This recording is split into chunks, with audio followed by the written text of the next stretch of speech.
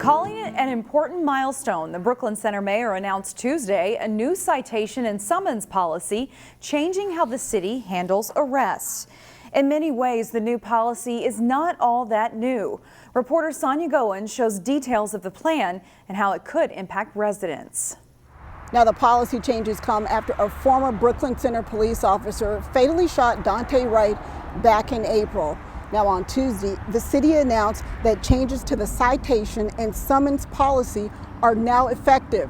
However, the interim police chief says they're already doing some of those things. Tuesday morning, Brooklyn Center Mayor Mike Elliott spoke about changes to the citations and summons policy.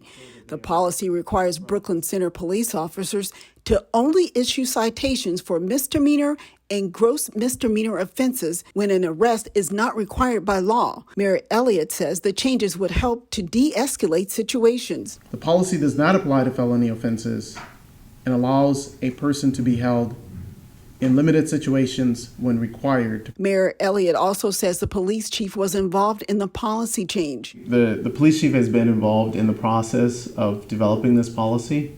He has initiated the process of communicating with his staff. And however, CCX News obtained a copy of an email from interim police chief Tony Grunick. In part, it reads, quote, "We did not play an active, equal role in crafting this." It's my understanding that the police department had already started to, in some regard, do some of these practices. According to the email from Grunick, in the near future, the department will be implementing this policy after they have made the necessary changes.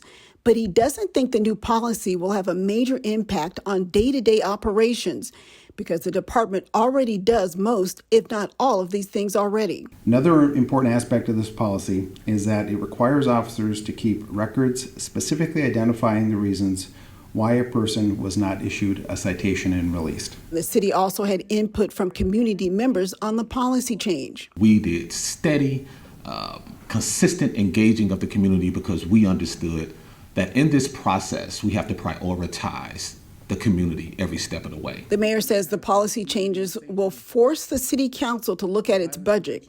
Currently, the city spends about 43% of the budget on policing. In Brooklyn Center, Sonia Goins, CCX News. Find more local news stories at ccxmedia.org and follow us on social media.